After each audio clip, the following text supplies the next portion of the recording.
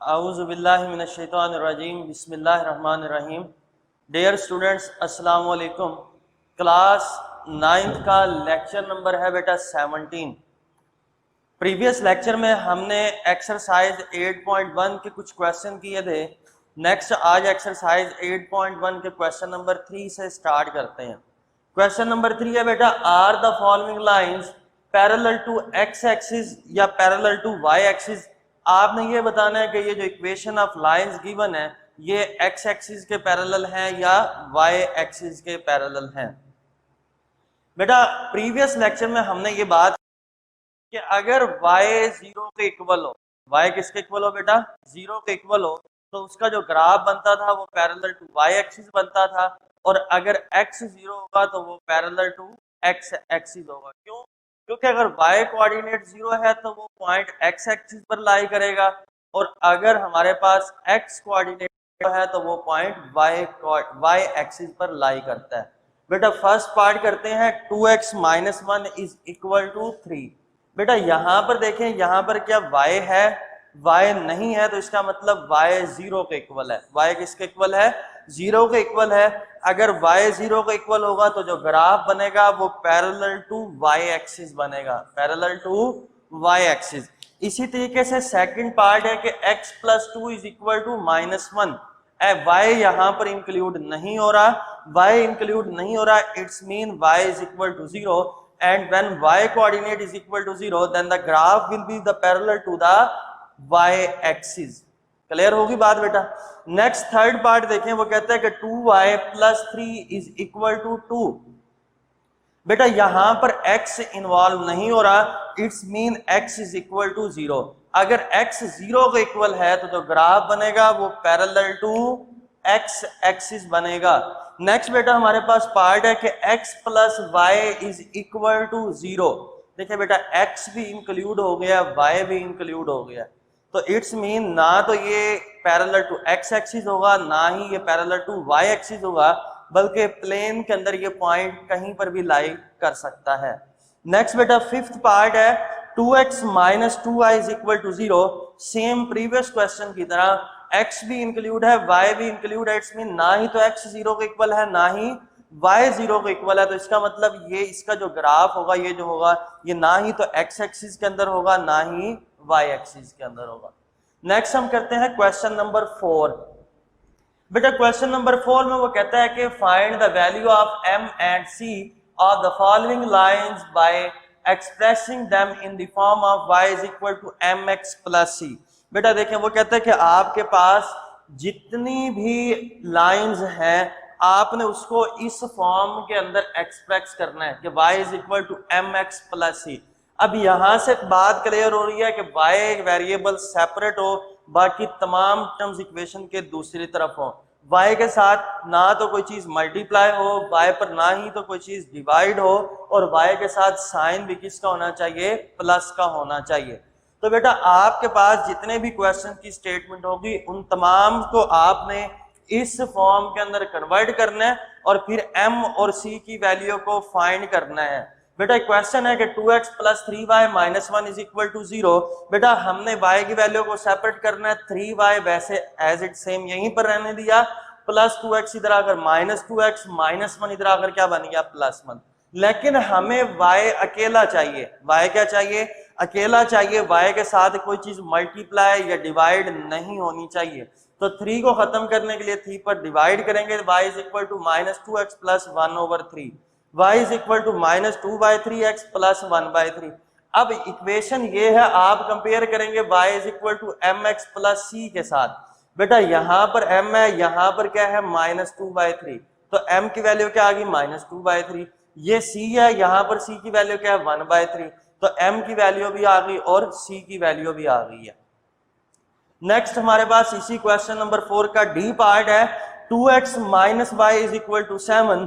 बेटा -y को हम इक्वेशन के इस तरफ लेकर आए तो +y हो गया, और +7 को इधर लेकर आए तो -7 हो गया।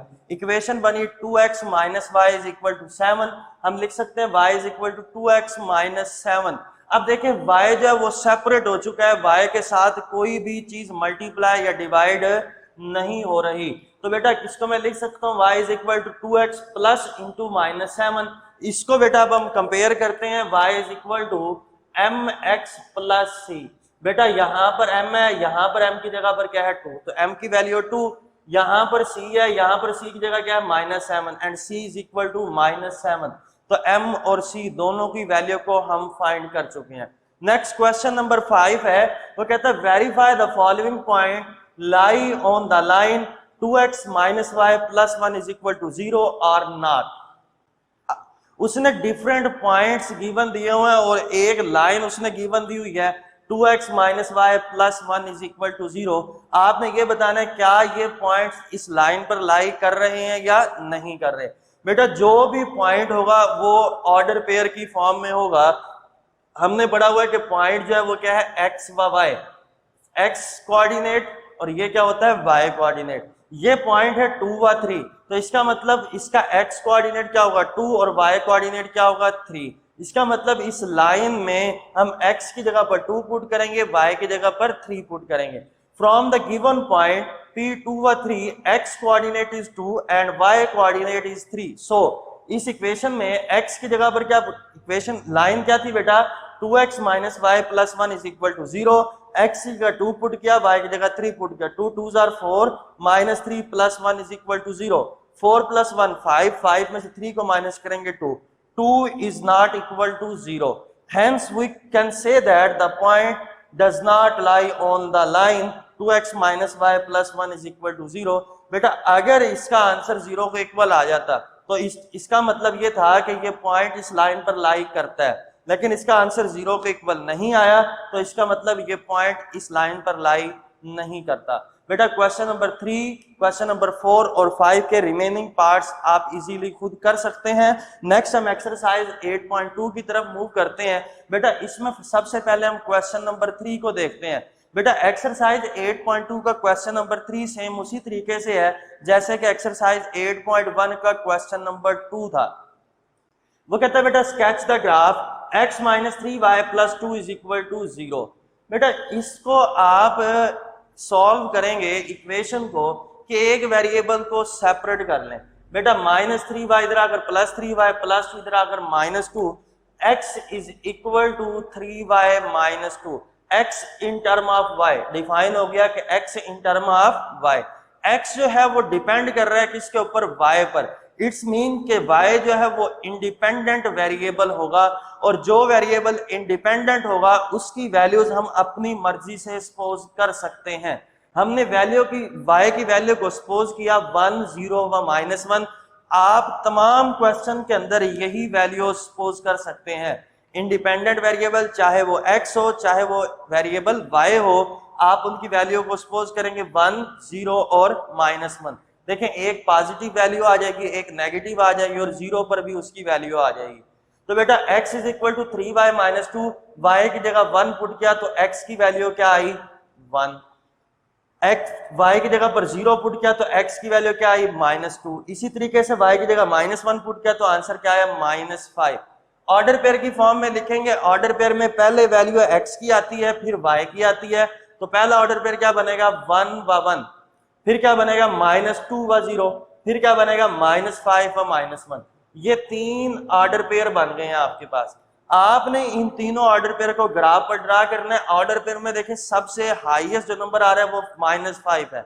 आपने x एक्सिस पर भी वैल्यू 5 तक लेनी है, y एक्सिस पर भी वैल्यू 5 तक लेनी है। इसी तरीके से नेगेटिव x एक्सिस और नेगेटिव y एक्सिस पर भी वैल्यू कहां तक लेनी है -5 तक लेनी है। वैल्यूज लेने के बाद सबसे पहला ऑर्डर पर देखें 1 व 1। इट्स मीन के x एक्सिस पर भी +1, y एक्सिस पर भी -1, तो बेटा वो ये वाला पॉइंट बनता है। हमने इसको एक सर्कल से डार्क कर दिया। इसी तरीके से दूसरा ऑर्डर पर -2 व 0। इट्स मीन x की वैल्यू -2 और y की वैल्यू 0 है। तो बेटा अगर y कोऑर्डिनेट 0 है तो यहां से ये बात क्लियर हो गई कि ये पॉइंट x एक्सिस पर होगा, -2 है तो ये नेगेटिव x एक्सिस पर होगा। इसको बेटा हमने यहाँ पर रिप्रेजेंट किया है और इसको मैं यहाँ पर रेड कलर के सर्कल से डार्क किया हुआ है -2 व 0। थर्ड पॉइंट है -5 व -1। इट्स मीन x की वैल्यू भी नेगेटिव है, y की वैल्यू भी नेगेटिव है। x की वैल्यू क्या है -5, y की वैल्यू क्या है -1।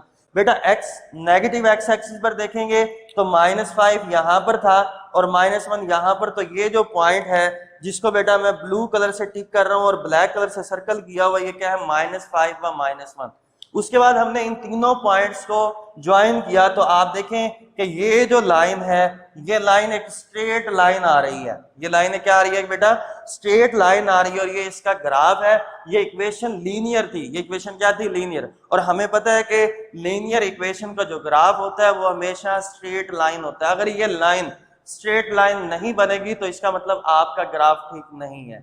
इंशाल्लाह ताला बेटा नेक्स्ट क्वेश्चन के अंदर एक्सरसाइज 8.2 के रिमेनिंग क्वेश्चंस को डिस्कस करेंगे। अल्लाह हाफिज।